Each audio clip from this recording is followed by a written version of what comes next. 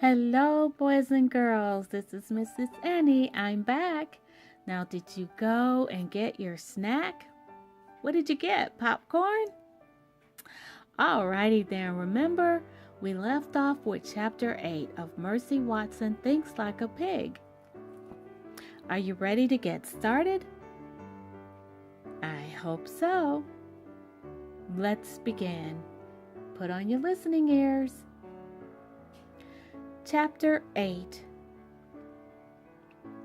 At 54 Deckerwood Drive, Mercy was on the couch taking an after-toast nap.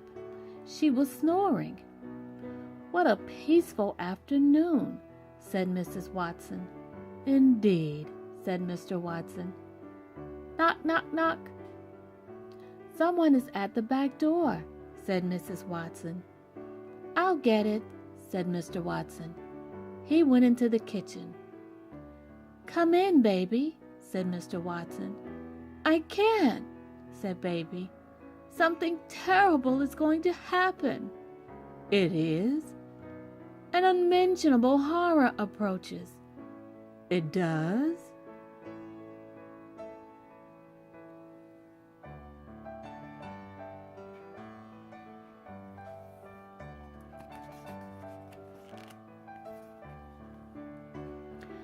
"Oh, Mr. Watson," said baby Lincoln, "you must protect her." "Protect her?" said Mr. Watson. "Protect who?" Baby threw herself into Mr. Watson's arms. She began to cry. There, said Mr. Watson. Mrs. Watson came into the kitchen. "What is going on?" she said. "It seems an unmentionable horror is approaching," said Mr. Watson. "Oh dear," said Mrs. Watson. "I have always been terribly afraid of unmentionable horrors. What will we do?" There, said Mr. Watson. "I am sure we will think of something."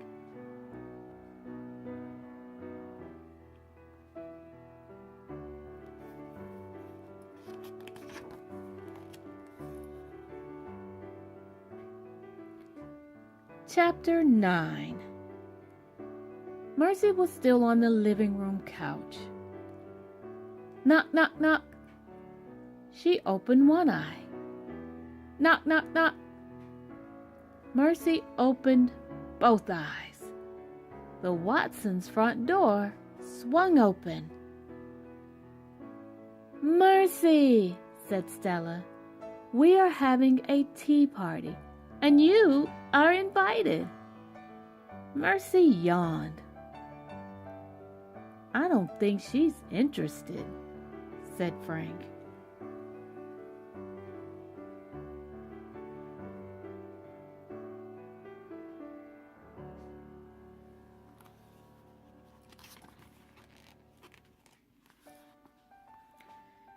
"There will be big pieces of cake and cream puffs and cheese toast," said Stella. Mercy sat up. Actually, she was interested. "There will be eclairs and pancakes and enchiladas," said Stella. Mercy was very interested. "But," said Stella, "if you come to the tea party, you have to wear a hat." Everybody at a proper tea party wears a hat.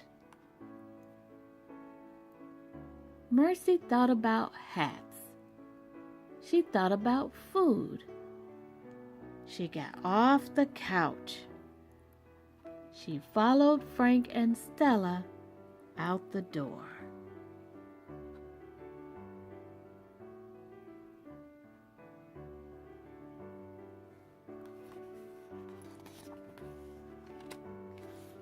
Chapter 10. Animal Control Officer Francine Paulette was on her way to 54 Decawoo Drive. Francine, she said to herself, you've never encountered a pig before. This is a career-expanding opportunity.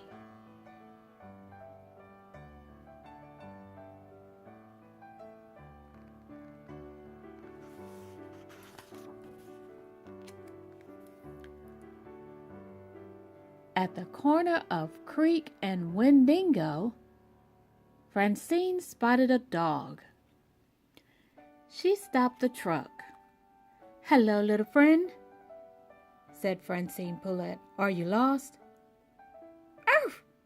said the dog. "Just as I suspected," said Francine. "No tags. Hop in."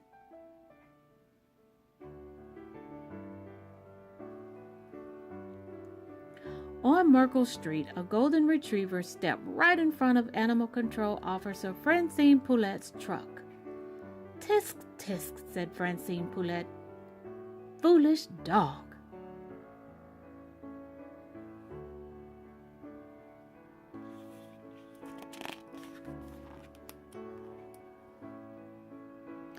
She stopped the truck. She got out.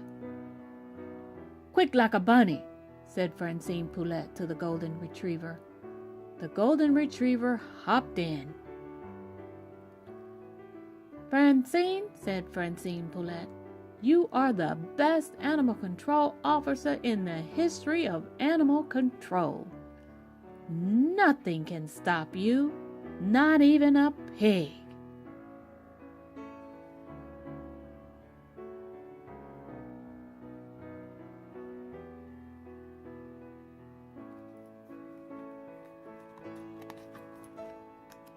Chapter 11.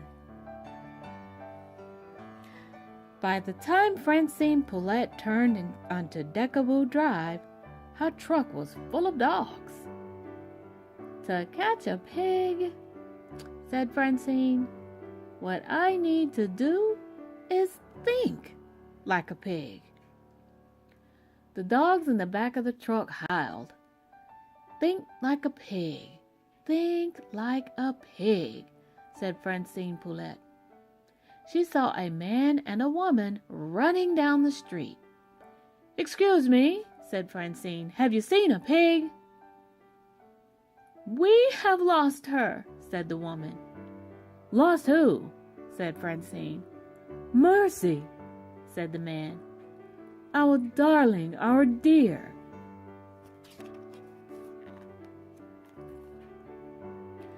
"An unmentionable horror approaches," said the woman. "An unmentionable horror?" said Francine Poulette. "Exactly," said the man. "All righty then," said Francine. "Thank you very much." She rolled up her window. "You are on your own here, Francine," said Francine Poulette. "The locals are as crazy as loons." The dogs in the back of the truck barked and growled. I know," Francine told them. "Think like a pig."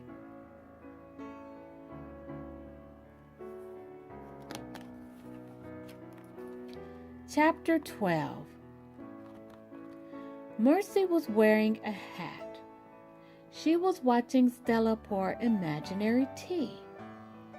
She was watching Stella slice imaginary cake. Mercy was not having a good time. Where were the enchiladas and cream puffs? Mercy's stomach growled. Where were the pancakes and eclairs? She's not very happy, is she? "Would you like some more?" said Stella. "Some more of what?" Mercy wondered. She snorted. "I don't think Mercy is happy," said Frank. "Everybody is always happy at a tea party," said Stella. "I'm not happy," said Frank. "I'm hungry. Plus, look stupid in this hat." "Oh, please," said Stella. "Here, have some more cake." Oh, look at Stella's face. I'm sorry, Mercy. Look at Mercy's face. She's not happy. Frank's not happy either. Oh, but Stella's happy.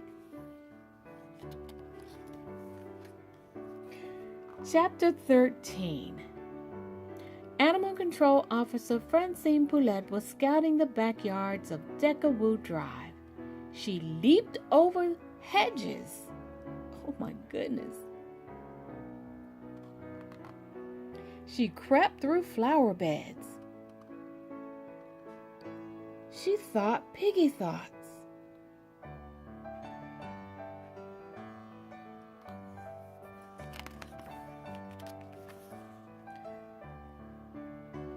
She climbed a tree and surveyed the yard below her. She saw 3 people wearing hats. She saw 3 people sitting at a table having tea. "Isn't that nice?" said Francine Poulette. "Isn't that sweet?"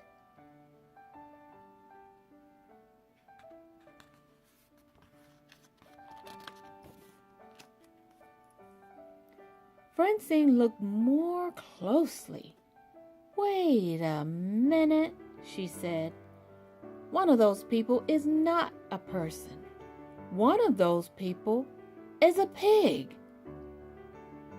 "Francine, you have located the pig. You are the best animal control officer in the history of the world. And now you must capture the pig. On the count of 3. 1, 2. Francine Poulette closed her eyes. She leaped from the tree. 3!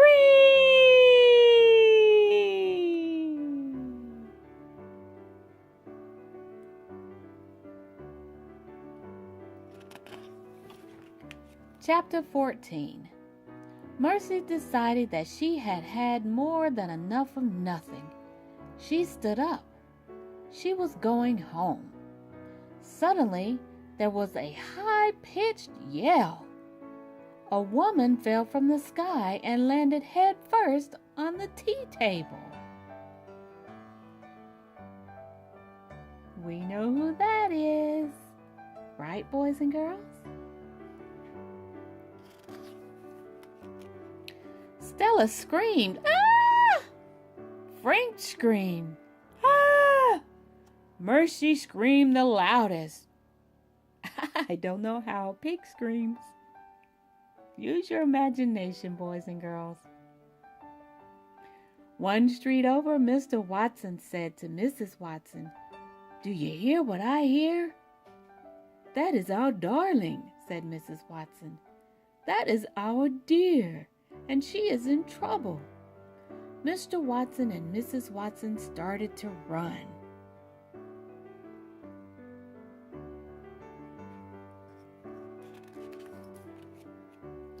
Chapter 15. Animal Control Officer Francine Poulette rolled off the table. She wrapped her arms around Mercy. "Think like a pig," said Francine. Mr. Watson and Mrs. Watson came running into the backyard.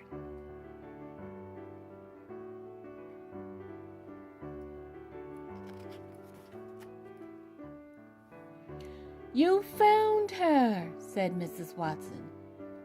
"You are our hero," said Mr. Watson. "You landed right directly on top of your head," said Frank. "I do feel a little woozy," said Francine. "Maybe you're just hungry," said Mrs. Watson. "Maybe you need some toast." "Toast?" said Francine. "Toast," thought Mercy. "These dogs look hungry, too," said Mrs. Watson. "Would you fellows like some toast?" I wonder if this is a good idea, said Francine Poulette as she let the dogs out.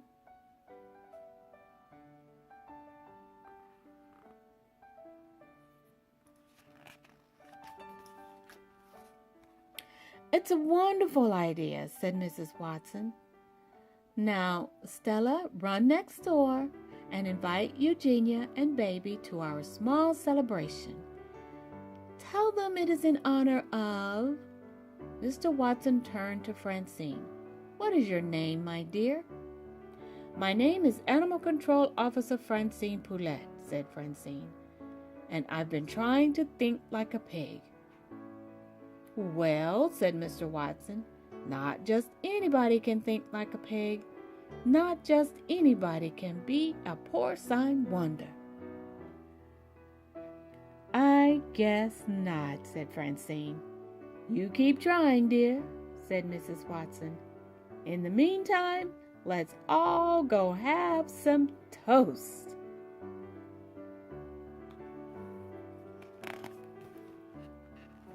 And here they are, boys and girls. Even the neighbors are here, but she doesn't look very happy. She didn't get rid of the pig. Well, I do hope you enjoyed this story.